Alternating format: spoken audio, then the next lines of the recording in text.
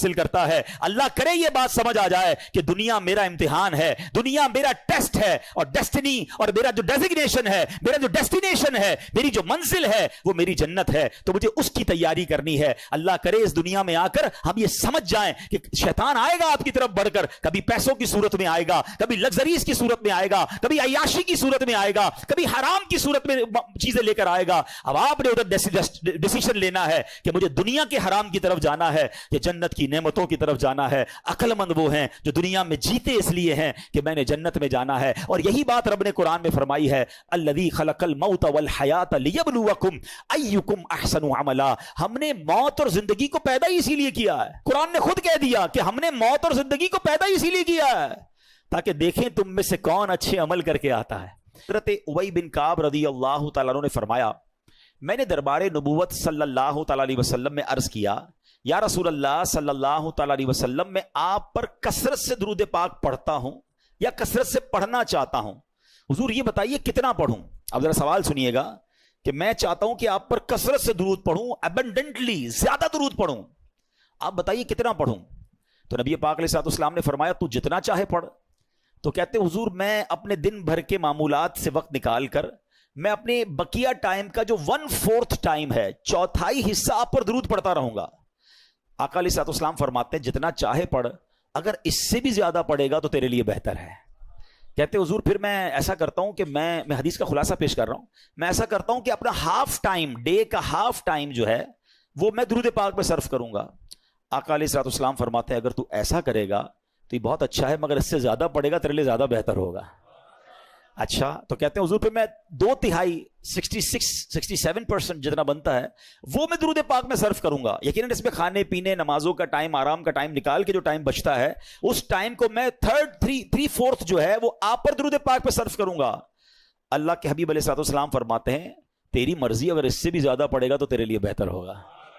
کہتے ہیں حضور اب جتنا ٹائم ہے نا وہ سارا میں نے درود پاک ہی پڑھنا ہے, اب میں پورا دن درود پاک پڑھوں گا. تو آقا فرماتے ہیں اگر ایسا کرے گا نا تو تیرے سارے کام سنور جائیں گے اور تیرے سب گناہ بخش دیے جائیں گے. ایکچولی دس از درود پاک. the more you recite the more you get برکات. جتنا پڑھیں گے نا اتنی رحمتوں برکتوں کا نزول ہوگا. اللہ کرے کہ ہم فضول باتوں سے بچ کر درود پاک کی کثرت اپنا معمول بنا لیں, اور اللہ کرے ایسی میری اور آپ کی عادت بھی ہو جائے کہ پھر جو ہے وہ عادت بن جائے گی نا, تو پھر انشاءاللہ درود پاک کی کثرت جاری رہے گی. اللہ مجھے اور آپ کو کثرت کے ساتھ درود پاک پڑھنے کی توفیق عطا فرمائے.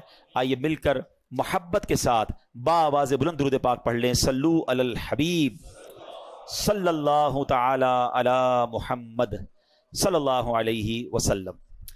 آج کے بیان کا جو ٹاپک ہے وہ ہے جنت کی 2 چابیاں. اب جنت کی چابیاں کیا ہیں؟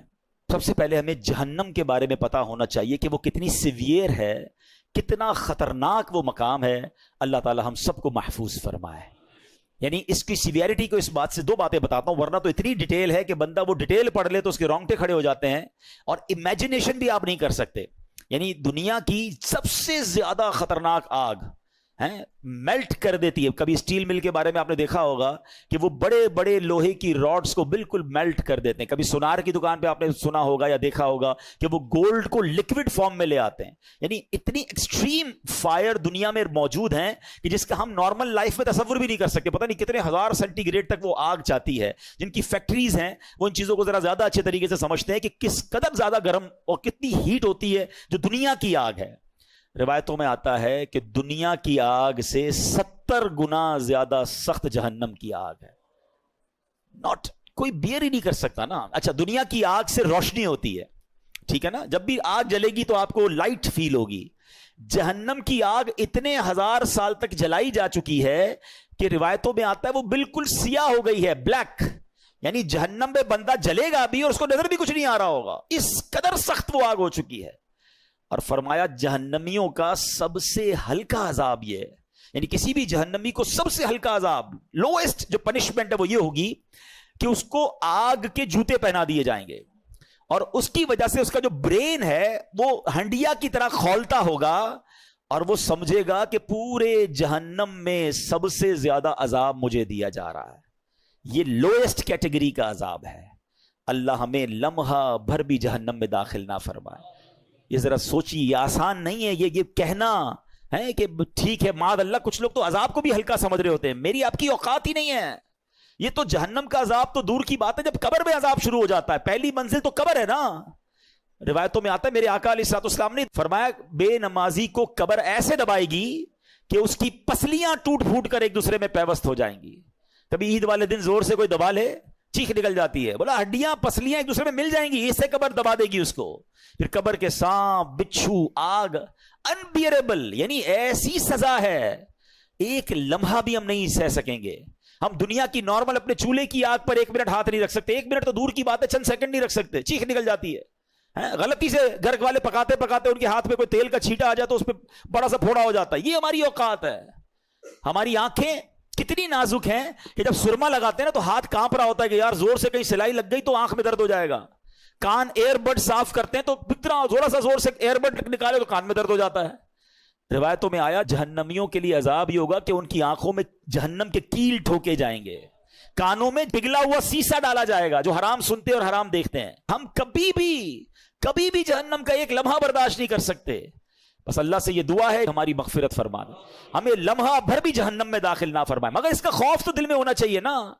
یہ دعا جو ہے نا اللہم اجرنا من النار، یہ اپنی دعاؤں میں شامل رکھیں کہ یہ جہنم کے عذاب سے جو اللہ ہمیں محفوظ فرمائے. وہ ایسی آگ ہے، وہ ایسی پنشمنٹ ہے، اللہ تعالیٰ محفوظ فرمائے. اب آتے ہیں کہ جہنم میں نہیں جانا انشاءاللہ تو کہاں جانا ہے؟ جنت میں جانا ہے. تو سب سے پہلے جنت ہے کیسی؟ جب تک آپ کو یہ اندازہ نہیں ہوگا نا تو بندے کو پتا ہوتا ہے کہ یار ایسی جنت ہے تو چلو پھر جنت میں جانے کی تیاری کریں. آج دنیا میں ہمارے بہت سارے ڈریمز ہیں کہ یار اس کالونی میں گھر ہو جائے، ایسی گاڑی ہو جائے، اتنے پیسے آ جائیں، اتنی لگژریز مل جائیں. کچھ بھی نہیں ہے یہ دنیا کی لگژریز اور دنیا کی چیزیں. سب سے پہلی بات تو ہماری ان تمام لگژریز اور تمام چیزوں کی ایکسپائری ڈیٹ ہے. ٹھیک ہے نا، ہم سب نے دنیا سے جانا ہے. یہ ساری نعمتیں ادھر رہ جائیں گی، میں اکیلا قبر میں چلا جاؤں گا. تو وہ چیز جس کے لیے میں اسٹرگل اتنی ساری کرتا ہوں تھوڑے عرصے میں چھوڑ جاؤں گا. تو اس کے لیے کوشش کروں یا اس نعمت کے لیے کوشش کروں کہ اگر مل گئی تو اس کی کوئی ایکسپائری ڈیٹ نہیں ہے. قرآن کہتا ہے ہم فیہا خالدون، ہمیشہ ہمیشہ اس میں رہیں گے. جو جنت میں چلا گیا نا ایک بار، ہاں یہ ذرا غور سے سنیے گا، جنت میں جو ایک بار داخل ہو گیا اب کبھی جنت سے باہر نہیں نکالا جائے گا. اب وہ ہمیں موت ہی نہیں ہے نا جنت میں، تو ہمیشہ ہمیشہ جنت میں رہے گا. ہم فیہا خالدون. اور خدا نہ خواستہ کسی کا ایمان چھین لیا گیا اور کفر پر مرا، چاہے اس کے روزے ہیں، حج ہیں، زکاتیں ہیں، عبادتیں ہیں، وہ جہنم میں جائے گا اور پھر کبھی جہنم سے نہیں نکالا جائے گا. ہم فیہا خالدون. اچھا، ان 2 کیٹیگریز کے علاوہ ایک تیسری کیٹیگری بھی ہے کہ جو مسلمان ہوں گے، گناہگار ہوں گے، اللہ ان سے ناراض ہوگا اور وہ اپنے سزاؤں کو بھگتنے کے لیے جہنم میں جائیں گے. پھر ایک پرٹیکولر ٹائم کے بعد ان کو جہنم سے نکالا جائے گا. وہ کتنے 100 سال ہیں، وہ کتنے 1000 سال ہیں، اور پھر ان کو جنت میں ڈالا جائے گا. مگر ہم رب سے یہی دعا کرتے ہیں کہ اللہ ایک لمحے کے لیے بھی جہنم میں مت ڈالنا. تیرے حبیب کا صدقہ ہم تیرے گھر میں بیٹھے ہیں، ہمیں بلا حساب جنت میں داخلہ عطا فرما. تو جو جنت ہے نا اس کی جو خوبصورت ترین بات یہ ہے کہ اس کی کوئی ایکسپائر ڈیٹ نہیں ہے. چلو جنت کی باتیں کرنے سے پہلے ایک مدینے کی بات کر لیتے ہیں، ایک عشق والی بات کر لیتے ہیں. ٹھیک ہے، ماشاءاللہ کئی مدینہ دیکھ آئے ہیں، کئی ایسے ہیں جو جا رہے ہیں. سبحان اللہ، اللہ ہمیں بھی حاضری عطا فرما. جو جنت، اب یہ فارمولہ یاد رکھیے گا، اللہ کی رحمت کا فارمولہ کیا ہے؟ ایک بار جنت میں جائے گا وہ جہنم میں داخل نہیں ہوگا. ٹھیک ہے، تو مدینہ منورہ میں بھی تو ایک جنت ہے نا. میرے آقا نے فرمایا نا صلی اللہ تعالی علیہ وسلم، فرمایا میرے روضے اور میرے ممبر کے درمیان جو حصہ ہے وہ جنت کی کیاریوں میں سے ایک کیاری ہے. ریاض الجنہ ہے نا مدینے میں. تو جو ایک بار ریاض الجنہ میں چلا گیا، یا اللہ تیری قدرت کا تو فارمولہ یہ ہے، تیری رحمت کا تو معاملہ یہ ہے کہ جو ایک بار جنت میں گیا وہ دوزخ میں جائے گا نہیں. تو سیدی اعلیٰ حضرت بڑی پیاری بات کرتے ہیں. آپ ایک شعر میں کہتے ہیں جنت میں آ کے نار میں جاتا نہیں کوئی. یا اللہ تو نہیں فرمایا نا جنت میں جا کے نار میں جاتا نہیں کوئی. تو اے اللہ جب ہمیں ریاض الجنہ کی حاضری مل گئی ہے تو اب ہمیں جہنم میں داخل نہ فرمانا. تو اللہ کرے کہ ہمیں بار بار مدینے کی حاضری ملے، ہم ریاض الجنہ میں جائیں. اور یاد رکھیے مدینے میں صرف یہ ایک وادی جنت کی وادی نہیں ہے، یہ ایک علاقہ سے نہیں ہے. میرے آقا نے ایک وادی کے بارے میں فرمایا کہ جنت کی وادی ہے. جنت کا پہاڑ فرمایا جبل احد کو، پورا اتنا بڑا پہاڑ یہ جنتی پہاڑ ہے. چلو عشق والی ایک اور بات سن لو. آقا علیہ الصلوۃ والسلام فرماتے ہیں کہ احد مجھ سے محبت کرتا ہے، میں احد سے محبت کرتا ہوں اور یہ میرے ساتھ جنت میں جائے گا۔ اب علماء نے بڑی پیاری ڈیبیٹ کی ہے اس میں۔ احد تو پہاڑ ہے نا، پہاڑ نبی پاک سے محبت کرے وہ جنت میں جائے، امتی محبت کرے کیسے دوزخ میں جائے گا؟ سچی محبت کر لو، سچا پیار کر لو، سچی غلامی اختیار کر لو، پھر انشاءاللہ جنت ہی ملنی ہے انشاءاللہ۔ میرے پیر و مرشد امیر علیہ سنت کیسی حوصلہ افزائی والی بات فرماتے ہیں۔ آپ فرماتے ہیں آقا کا گدا ہوں اے جہنم تو بھی سن لے، آقا کا گدا۔ اچھا، لفظ گدا پر بھی کچھ لوگ کنفیوز ہو جاتے ہیں، یہ فارسی کا لفظ ہے۔ گدا کے معنی ہے بھکاری کے، غلام کے، منگتے کے، کہ میں نبی پاک کے در کا منگتا ہوں، اے جہنم تو بھی سن لے، آقا کا گدا ہو اے جہنم تو بھی سن لے، وہ کیسے جلے جو کہ غلام مدنی ہو۔ سبحان اللہ۔ اب آئیے کچھ جنت کی ڈیفینیشن وہ ہے کیسی۔ حدیثوں میں اور قرآن میں جنت کو بہت ڈیٹیل میں بیان کیا گیا، اتنی تفصیل بیان ہوئی ہے، سنتے جائیے اور ایمان تازہ کرتے جائیے۔ سیدنا ابو ہریرہ رضی اللہ تعالیٰ سے روایت ہے کہ نبی پاک علیہ الصلوۃ والسلام نے فرمایا جنت کی زمین سفید ہے، اس کا میدان کافور کی چٹانوں کا ہے، اس کے گرد ریت کے ٹیلوں کی طرح مشک کی دیواریں ہیں اور اس میں نہریں جاری ہیں۔ ایک حدیث پاک میں ہے اس کی ایک اینٹ سونے کی ہے، ایک اینٹ چاندی کی ہے، اس کا گارا مشک کا ہے، اس کی کنکریاں، ہمارے روڈ پہ کنکریاں ہوتی ہیں نا، فرمایا جنت کی کنکریاں موتی اور یاقوت کی ہیں اور اس کی مٹی زعفران کی ہے۔ ہائے ہائے، کیسی تعمیرات ہیں کہ ایک اینٹ سونے کی، ایک اینٹ چاندی کی۔ دیکھا ایسا کوئی دنیا میں محل، کوئی گھر دیکھا؟ آگے سنیے، سیدنا ابو ہریرہ رضی اللہ تعالیٰ فرماتے ہیں کہ نبی پاک علیہ الصلوۃ والسلام نے فرمایا، مسلم شریف کی حدیث، اللہ تعالیٰ نے ارشاد فرمایا کہ میں نے اپنے نیک بندوں کے لیے ایسی ایسی نعمتیں تیار کر رکھی ہیں جن کو کسی آنکھ نے نہ دیکھا، نہ اس کی خوبیوں کو کسی کان نے سنا، اور نہ ہی کسی انسان کے دل پر اس کی ماہیت یعنی اس کی امیجنیشن ہو سکتی ہے، نہ اس کا خیال گزرا۔ اب صرف اس ایک حدیث سے آپ جنت کو سمجھنے کی کوشش کریں۔ اگر میں آپ کو کہوں کہ دنیا کا سب سے لگژری ہاؤس کون سا ہے تو فوراً آپ کے دماغ میں کوئی بہت بڑا محل جناب جس کے بہت سارے کمرے ہوں گے، لگژریس آپ کوئی جگہ دیکھ لیں گے۔ اچھا، دماغ میں نہیں آئے گا، آپ انٹرنیٹ پہ سرچ کر لیں گے کہ دنیا کا سب سے ایکسپینسو گھر کون سا ہے۔ میں کہوں گا بتائیے دنیا کا سب سے مہنگا کھانا اور جناب لگژری فوڈ کون سا ہے، یا تو آپ کے دماغ میں کچھ نعمتیں آ جائیں گی یا آپ انٹرنیٹ پہ سرچ کر لیں گے۔ اچھا، دنیا کا سب سے اچھا ایئر کرافٹ کون سا ہے، دنیا کی سب سے اچھی گاڑی یا جناب بوٹس کون سی ہے، جو بھی لگژری چیز ہے یا تو وہ آپ کے دماغ میں ہے یا آپ اس کو انٹرنیٹ پہ سرچ کر کے دیکھ سکتے ہیں، ایسا ہی ہے نا؟ مگر یہ اس سے بھی اوپر کی بات ہے، فرمایا دماغ میں آ ہی نہیں سکتی ہے، نہ کسی آنکھ نے دیکھا نہ کسی کان نے سنا، اللہ نے ایسی نعمتیں تیار کر رکھی ہیں۔ تو ٹرائی ٹو امیجن، یعنی دنیا کی سب سے قیمتی چیز وہ بھی میری آنکھ نے دیکھ لی یا کان نے سن لی یا دل پر خیال آ چکا ہے، اللہ نے جنت اس سے بھی وراء الورا تیار رکھی ہے، تو پھر ذرا سوچئے وہ جنت کیسی ہوگی۔ ایک اور خوبصورت میں آپ کو ڈیٹیل بتاتا ہوں، تفسیر قرآن صراط الجنان میں مفتی قاسم صاحب نے اس کو اور اچھے انداز میں بیان کیا۔ یاد رہیے حضرت عبداللہ ابن عباس کی ایک روایت ہے کہ جنتیں 8 ہیں، ٹھیک ہے، اور ان کے نام کیا کیا ہیں، 8 جنتوں کے نام سن لیں: دار الجلال، دار القرار، دار السلام، جنت عدن، جنت ماوا، جنت خلد، جنت الفردوس اور جنت نعیم۔ یہ 8 جنتیں ہیں۔ جنت عدن کے بارے میں حضرت انس رضی اللہ تعالیٰ سے روایت ہے کہ نبی پاک علیہ الصلوۃ والسلام نے فرمایا، جو میں نے ابھی حدیث بیان کی نا کہ کنکریاں موتی کی ہیں، یاقوت کی ہیں، ایک اینٹ جو ہے وہ سونے کی ہے، ایک چاندی کی، جنت العدن کی تفصیل تھی۔ اور اسی طرح نبی پاک علیہ الصلوۃ والسلام فرماتے ہیں کہ جب اللہ تعالیٰ نے جنت عدن کو پیدا فرمایا تو اس میں وہ چیزیں پیدا فرمائیں جنہیں نہ کسی آنکھ نے دیکھا، نہ کسی کان نے سنا، نہ کسی انسان کے دل میں خیال آیا۔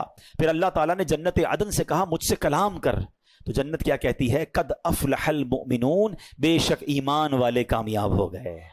تو اللہ پاک ہمیں ایمان پر استقامت نصیب فرمائے، لمحہ بھر بھی ہمارا ایمان ہم سے ضائع نہ ہو۔ اب جنت ہے کتنی بڑی؟ میرے رب کی جنت بہت بڑی ہے، یہ دنیا بہت چھوٹی ہے اس کے آگے۔ سنیے، حضرت سیدنا عبادہ بن صامت رضی اللہ عنہ روایت کرتے ہیں کہ رحمت کونین صلی اللہ علیہ وسلم نے ارشاد فرمایا، جنت میں 100 منزلیں ہیں، 100 درجے اس کے, اور ہر 2 منزلوں کے درمیان اتنا فاصلہ ہے جتنا زمین اور آسمان کے درمیان فاصلہ ہے.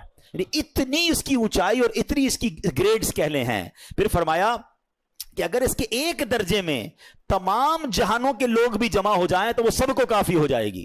یعنی تمام جہانوں کی, صرف اس جہان کی بات نہیں ہو رہی, سارے جہانوں کے لوگ جمع ہو جائیں تو بھی جنت کا ایک درجہ سب کو کافی ہو جائے گا. اللہ نے اس کے 100 درجے بنائے ہیں. اچھا پھر سنیے, اب لباس کیسا ہوگا؟ لوگ یہاں پر بڑے مہنگے مہنگے لباس دے کر دل چھوٹا کر لیتے ہیں, برانڈڈ لوگ لباس پہنتے ہیں, میرے پاس نہیں ہے. دل چھوٹا نہ کیا کرو. میں آپ کو ایک اور خوبصورت کمپیریزن ابھی تھوڑی دیر بعد بتاؤں گا. جنت کا لباس کیسا ہے؟ قرآن کیا کہتا ہے؟ یحلون فیہا من اساور من ذہب ویلبسون ثیابا خضرا من سندس واستبرق. وہ اس میں سونے کے کنگن پہنائے جائیں گے اور سبز کپڑے قریب اور کنادیس کے پہنیں گے. اللہ اکبر, اتنے خوبصورت کپڑے ہوں گے. حضرت سیدنا کعب فرماتے ہیں کہ اگر اہل جنت کے کپڑوں میں سے ایک کپڑا آج پہن لیا جائے تو اس کی طرف سے دیکھنے والے کی نگاہ ختم ہو جائے گی, اچک لی جائے گی, اس کی نگاہ ہی باقی نہیں بچے گی. اتنا خوبصورت اور چمکدار وہ لباس ہوگا, اور آج کے لوگوں کی بینائیاں اسے برداشت نہیں کر سکتی. ایسا لباس جنتیوں کو پہنایا جائے گا. اچھا جنتیوں کی عمر کتنی ہوگی؟ کوئی بچہ بھی دنیا سے انتقال کر جاتا ہے, کوئی بوڑھا بھی انتقال کر جاتا ہے, مگر سنو جنت میں سب کی عمریں 30 سال کی ہوں گی. جتنے جنتی ہوں گے سب 30 ایئرز کے ہوں گے. اور ایک اور خوبصورت بات یہ ہے کہ جنتی آپس میں جب ملیں گے نا تو ان میں آپس میں رشتہ دار بھی ہوں گے. کیسا منظر ہوگا جب انشاءاللہ جنت میں جائیں گے تو اپنے ماں باپ سے ملیں گے, اپنے دادا دادی سے ملیں گے, بچپن میں جن کو دیکھا ہی نہیں ان سے بھی اللہ نے چاہا, اللہ کرے انہیں بھی اللہ جنت نصیب کرے, ہمیں بھی نصیب کرے. وہ کیسی خوبصورت ملاقات ہوگی. اور سچی بات تو یہ ہے, عاشق رسول کی نگاہیں تو وہاں بھی نبی پاک کو تلاش کر رہی ہوں گی.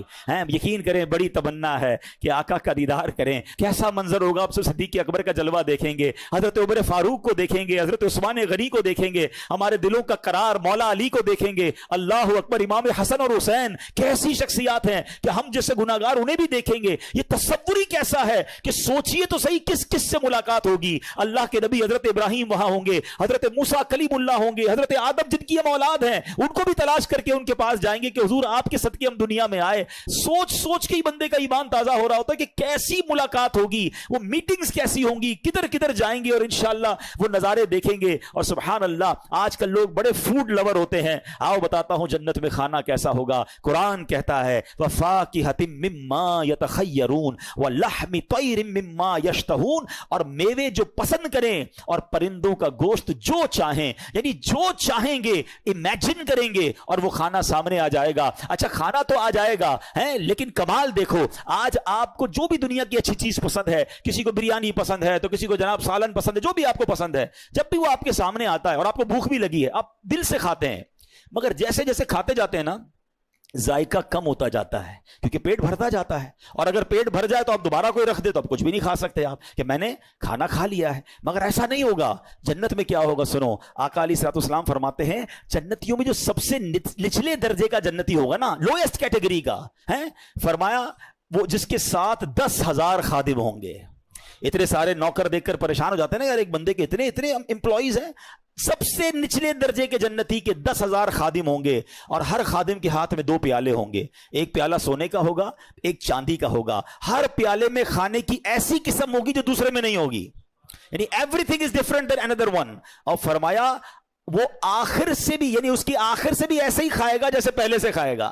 یعنی ہر نوالے میں اس کو نئی لذت مل رہی ہوگی, اس کی لذت کم نہیں ہوگی. اللہ اکبر. اب بندہ کسی پرندے کی خواہش کرے گا, اڑتا ہوا پرندہ بن کر اس کے سامنے آ جائے گا. اللہ اکبر. اب ذرا غور کیجئے, اب کھانا تو کھا لیا, ہضم کیسے ہوگا؟ آج کے دور میں تو ہمیں واش روم کی ضرورت پڑتی ہے, یہ بھی ایک پاکیزگی کے معاملات ہو جاتے ہیں, گندگی کے معاملات ہوتے ہیں. فرمایا جنت میں کوئی اس طرح کی حاجت نہیں ہوگی. ایک خوشبودار ڈکار آئے گی اور سارا کھانا ہضم ہو جائے گا. ہلکا سا پسینہ نکلے گا, وہ بھی خوشبودار ہوگا, اور تمام چیزوں سے بندہ فارغ ہو جائے گا. ان تمام حاجتوں کی اسے ضرورت نہیں ہوگی. جنتیوں کو جنت میں پاکیزہ شراب بھی پلائی جائے گی. کیسا مشروب ہوگا؟ اللہ اکبر. یطوف علیہم ولدان مخلدون. قرآن کہتا ہے ان کے گرد پھریں گے ہمیشہ رہنے والے لڑکے, باکواب و اباریک, और आफताब और जाम उनके सामने होंगे, व कासिम मिन मईन, और उनके सामने बहती शराब, ला युसद्दऊन अन्हा वला युनज़िफून, इनको पीकर ना दर्द सर होगा ना मदहोश होंगे, कोई होश में फर्क नहीं आएगा। यानी ऐसी पाकीज़ा शराब होगी कि जो इंसान को मदहोश नहीं करेगी बल्कि उसकी लज्जत मिलेगी। अच्छा जनाब, दुनिया में एक और लग्जरी क्या है यार, उस मुल्क का मौसम बड़ा अच्छा है, वेदर एंजॉय करने चलते हैं। आओ बताता हूं जन्नत का मौसम कैसा होगा। अल्लाह ने कितनी डिटेल में कुरान में जन्नत को बयान किया है। अल्लाह अपनी नेमत के बारे में फरमाता है, ला यरौन फीहा शम्सन वला ज़महरीरा, फरमाया ना उसमें धूप देखेंगे ना सख्त सर्दी। यानी जन्नत का मौसम बिल्कुल खूबसूरत। उलमा कहते हैं जो सुबह को मौसम होता है या शाम का जो मौसम होता है, मॉडरेट क्लाइमेट जो होता है, जन्नत का मौसम भी ऐसा होगा। जन्नत के दरख्त कैसे होंगे? मेरे आका फरमाते जन्नत में हर दरख्त सोने का है, हर दरख्त का तना जो है वो सोने का है। अच्छा फल कैसे होंगे और फल सर्व कैसे होंगे? अल्लाह अकबर। हजरत सैयदना बरा बिन आजिब रदी अल्लाह तआला ने फरमाया कि अल्लाह अज़्ज़ व जल के फरमान, वज़ुल्लिलत कुतूफ़ुहा तज़लीला, और उसके गुच्छे झुकाकर नीचे कर दिए गए होंगे। उसकी तफसीर में फरमाते हैं कि अहले जन्नत जन्नत के फल बैठ के खा सकेंगे और लेट कर भी खा सकेंगे।